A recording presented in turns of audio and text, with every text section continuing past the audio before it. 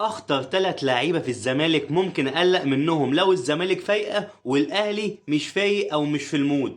ال3 لعيبه دول هيغيروا اكيد النتيجه، وهيحفلوا تحفيل جامد لو فايقين ورايقين. وهو اول واحد خوان الفينا. طبعا خوان الفينا لو فايق هيعمل مشاكل جامدة جدا في ظل الدفاعات اللي موجودة حاليا في النادي الأهلي والمشاكل اللي احنا شايفينها. لو ده فايق جدا والنادي الأهلي مش مركز دفاعيا هيعمل جبهة وهيعمل مواويل وهيغامر مع الجمهور وهيغني وربنا يستر.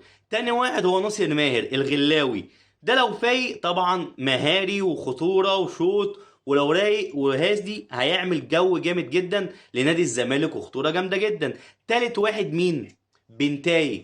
بنتايج انا بشيد بيه جامد بجامد، جبهه شمال جامده جدا لو فايق والدنيا حلوه وماشيه معاه. طبعا محمد هاني هو اللي قدامه، فهتلاقي الدنيا سداح مداح وممكن يشكل خطوره جامده جدا على النادي الاهلي. دول اكتر 3. بس الحاجه اللي انا متفائل بيها الان ان شاء الله الاهلي هيكون في المود، وان شاء الله الانتصار للنادي الاهلي.